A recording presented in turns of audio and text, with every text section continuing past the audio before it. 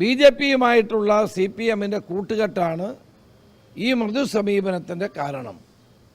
അതുകൊണ്ടാണ് രാഹുൽ ഗാന്ധിയെ സ്ഥാനത്തും അസ്ഥാനത്തും പ്രധാനമന്ത്രി മുഖ്യമന്ത്രിയും പ്രധാനമന്ത്രിയും വിമർശിച്ചുകൊണ്ടിരിക്കുന്നത്.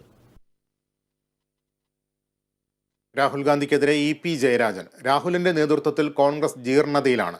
കഴിവുള്ള നേതാക്കളെല്ലാം കോൺഗ്രസ് വിട്ടുപോയി. ആദ്യം രാഹുൽ ഗാന്ധി മറുപടി പറയേണ്ടത് നാഷണൽ ഹെറാൾഡ് അഴിമതിയെക്കുറിച്ചാണെന്നും EP ജയരാജൻ കണ്ണൂരിൽ പറഞ്ഞു. ശരിയായ രാഷ്ട്രീയ നിലപാട് സ്വീകരിക്കാൻ കഴിവില്ലാത്തൊരു പാർട്ടിയായി കോൺഗ്രസ് മാറിക്കഴിഞ്ഞിരിക്കുകയാണ്. ആ കോൺഗ്രസിന്റെ നേതാവ് ഇവിടെ വന്ന് പറയുന്നത് എന്താണ് കേരളത്തിൽ പിണറായി വിജയനെ ചോദ്യം ചെയ്യാനും അറസ്റ്റ് ചെയ്യാനും മോഡി ഗവൺമെന്റ് തയ്യാറാകാത്തത്, ED തയ്യാറാകാത്തത് എന്നാണ്. ആദ്യം രാഹുൽ ഗാന്ധി മറുപടി പറയേണ്ടത് നാഷണൽ ഹെറാൾഡ് കോൺഗ്രസിന്റെ മുഖപത്രം, അതുമായി ബന്ധപ്പെട്ടുകൊണ്ട് 800 കോടിയുടെ അഴിമതിയാണ് നടന്നത്.